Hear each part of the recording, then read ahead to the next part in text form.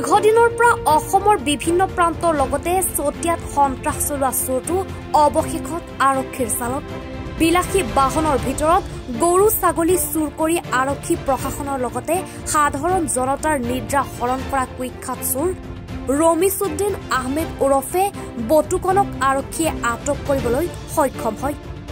দীৰ্ঘদিনৰ পৰা পলাই থকা কুখ্যাত চোৰটোক কালি নিশা চতিয়া আৰক্ষীয়ে গোপন তথ্যৰ ভিত্তিত চতিয়াৰ ঘাঁহি গাঁৱৰ নিজ বাসভৱনৰ পৰা আটক কৰে।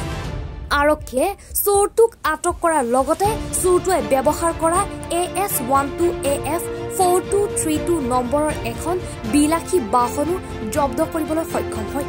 আৰক্ষীয়ে বাহনখনৰ ভিতৰৰ পৰা বহু আপত্তিজনক সা সামগ্ৰীও জব্দ কৰে। সম্প্ৰতি কুখ্যাত চোৰটোক জেৰা অব্যাহত ৰাখিছে আৰক্ষীয়ে। চতিয়াৰ পৰা চাহিদুল ইছলামৰ ৰিপৰ্ট, এনি ভাৰত 24।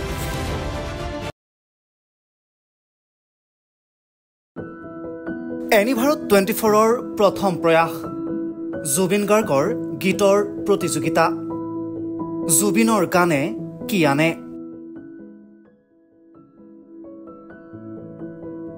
অডিশ্যনৰ বাবে যোগাযোগ কৰক 8638661821 আৰু 8812831556 নম্বৰত।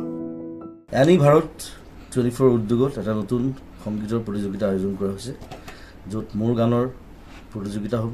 আপোনালোকে তাত প্ৰতিযোগী হিচাপে আহিবলৈ পাৰিব আৰু মোৰ ফালৰ পৰা আন্তৰিক শুভকামনা জনাইছোঁ। আৰু অনুষ্ঠানটোৰ নাম হৈছে গানে কি আনে। সকলোকে মৰম জনাইছোঁ, সকলোৱে আহক, ইয়াত অংশগ্ৰহণ কৰক। Thank you very much.